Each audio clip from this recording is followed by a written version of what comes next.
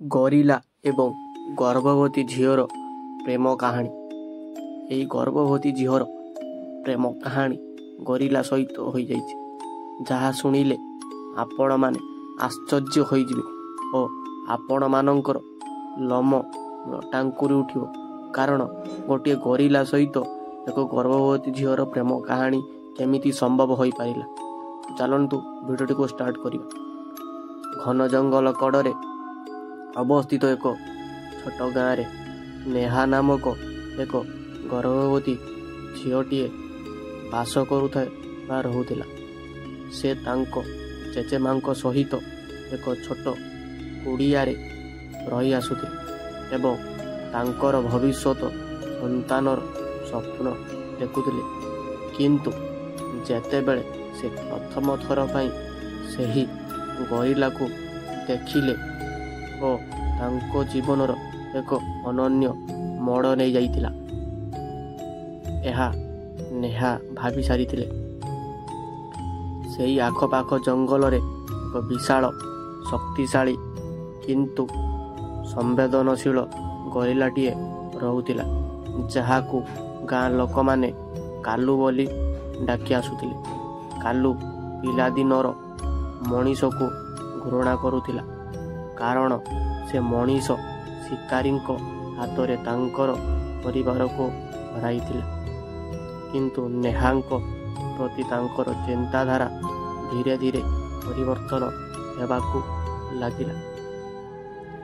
ଗୋଟିଏ ଦିନ ଯେତେବେଳେ ନେହା କିଛି ଔଷଧ ସଂଗ୍ରହ କରିବାକୁ ଜଙ୍ଗଲକୁ ଯାଇଥିଲା, ସେ ହଠାତ୍ ଖସିଗଲା ଏବଂ ଏକ ଗାତରେ ପଡ଼ିଗଲା। ନେହା ନାମକ ଝିଅଟି ଯେତେବେଳେ ଯନ୍ତ୍ରଣାରେ ଛଟପଟ ହେଉଥିବା ନେହାଙ୍କୁ ସାହାଯ୍ୟ କରିବାକୁ କେହି ଆସିନଥିଲେ, ସେତେବେଳେ ସେହି ଗରିଲା ତାଙ୍କୁ ସେହି ବିପଦରୁ ସାହାଯ୍ୟ କରିଥିଲା। କାଲୁ ତାଙ୍କ ଶକ୍ତ ବାହୁରେ ନେହାକୁ ଗର୍ତ୍ତରୁ ବାହାର କରି ଏକ ସୁରକ୍ଷିତ ସ୍ଥାନରେ ବସାଇ ଦେଲା। ନେହା ତାଙ୍କ ଇଙ୍ଗିତରେ ଅଭିଭୂତ ହୋଇଗଲେ ଏବଂ ତାଙ୍କୁ ଧନ୍ୟବାଦ ମଧ୍ୟ କହିଲେ ସେହି ଗରିଲାକୁ। ଏବଂ ପ୍ରଥମ ଥର ପାଇଁ କାଲୁ ଜଣେ ବ୍ୟକ୍ତିଙ୍କ ଆଖିରେ ଭୟ ବଦଳରେ ସ୍ନେହ ଦେଖିବାକୁ ପାଇଲା। ସେ ମଧ୍ୟ ସେହି ନେହା ଆଖିରେ ସ୍ନେହ ଦେଖିବାକୁ ପାଇଥିଲା। ସେହି ଗରିଲା ବା କାଲୁ ଧୀରେ ଧୀରେ ନେହା ଏବଂ କାଲୁଙ୍କ ମଧ୍ୟରେ ଏକ ଅକୁହା ସମ୍ପର୍କ ଗଢ଼ି ଉଠିବାକୁ ଆରମ୍ଭ ହେଲା।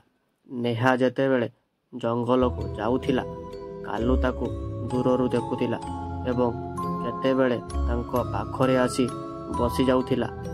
ନେହା ତାଙ୍କ ସହିତ କଥା ହେଉଥିଲେ, ତାଙ୍କ ଜୀବନର ବିଷୟରେ କହୁଥିଲେ ଏବଂ କେତେବେଳେ ତାଙ୍କ ଆଗାମୀ ସନ୍ତାନ ବିଷୟରେ ମଧ୍ୟ କହୁଥିଲେ। ମନେ ହେଉଥିଲା ଯେପରି କାଲୁ ସବୁକିଛି ବୁଝିପାରୁଛି ଆଉ କାଲୁ ନେହାକୁ ଏହିସବୁ ବିଷୟରେ କହୁଥିଲା। କିନ୍ତୁ ଏହି ଅନନ୍ୟ ସମ୍ପର୍କ ବିଶ୍ୱର ଆଖିରୁ ଏଡ଼ାଇ ପାରିଲା ନାହିଁ। ଯେତେବେଳେ ଗାଁ ଲୋକ ଏହା ଜାଣିଲେ, ସେମାନେ ନେହାକୁ ଗରିଲା ବିପଦପୂର୍ଣ୍ଣ ମନେ କରୁଥିବାରୁ ତାଙ୍କଠାରୁ ଦୂରେଇ ରହିବାକୁ ଚେତାବନୀ ଦେଲେ ଗାଁ ଲୋକମାନେ ନେହାକୁ। କିନ୍ତୁ ନେହା ଜାଣିଥିଲା ଯେ କାଲୁଙ୍କ ହୃଦୟରେ କେବଳ ସ୍ନେହ ଏବଂ ସୁରକ୍ଷାର ଭାବନାଟିଏ ଅଛି। ତାପରେ ଗୋଟିଏ ଦିନ ଜଣେ ଶିକାରୀ ଗାଁକୁ ଆସିଲା। ସେ ଜଙ୍ଗଲର ବିରଳ ପ୍ରାଣୀମାନଙ୍କୁ ଶିକାର କରୁଥିଲେ। ଯେତେବେଳେ ସେ ଗରିଲା ବିଷୟରେ ଜାଣିଲେ, ସେ ଏହାକୁ ଧରିବାକୁ ନିଷ୍ପତ୍ତି ନେଲେ। ଶିକାରୀ ଏକ ଫାଶ ବିଛାଇ କାଲୁକୁ ଫସାଇ ଦେଲା। ଯେତେବେଳେ ନେହା ଏହା ଜାଣିପାରିଲା, ସେ କିଛି ନ ଭାବି ଦୌଡ଼ିବାକୁ ଲାଗିଲା। ସେ ଶିକାରୀକୁ କାଲୁକୁ ଛାଡ଼ି ଯିବାକୁ ଅନୁରୋଧ କଲା, କିନ୍ତୁ ଶିକାରୀ ତାର କଥା ଶୁଣିଲା ନାହିଁ।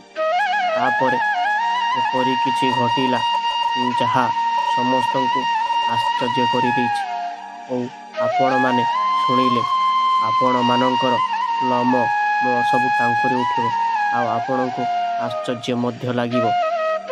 ତ ଯେଉଁମାନେ ନୂଆ ଆସିଛନ୍ତି ଆମ ଚ୍ୟାନେଲକୁ ସବସ୍କ୍ରାଇବ୍ କରିଦିଅନ୍ତୁ। ତାପରେ ନେହାଙ୍କର ହଠାତ୍ ପ୍ରସବ ଯନ୍ତ୍ରଣା ଆରମ୍ଭ ହେଲା।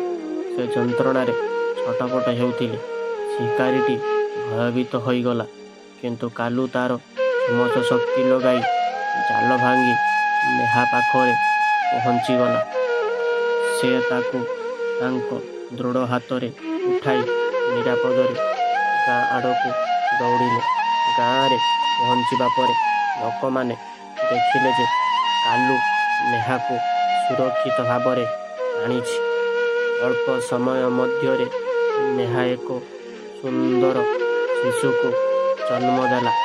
ଆଉ ସେ ବହୁତ କଷ୍ଟରେ ଏକ ପୁତ୍ର ସନ୍ତାନଟିଏ ଜନ୍ମ ଦେଲା, ଯାହା ଦେଖି ଗାଁ ଲୋକମାନେ ବହୁତ ଖୁସି ମଧ୍ୟ ହେଲେ। ଆଉ ଗରିଲା ବା କାଲୁ ବହୁତ ଖୁସି ମଧ୍ୟ ହେଲା। ସେ ତାକୁ ଉଦ୍ଧାର କରି ଆଣିଥିବାରୁ ସେ ଗରିଲା ବହୁତ ଖୁସି ହେଇଗଲା। ଏବେ ଗାଁ ଲୋକଙ୍କ ଆଖିରେ କାଲୁ ପ୍ରତି ସମ୍ମାନ ବଢ଼ିଲା, ଭୟ ନୁହେଁ।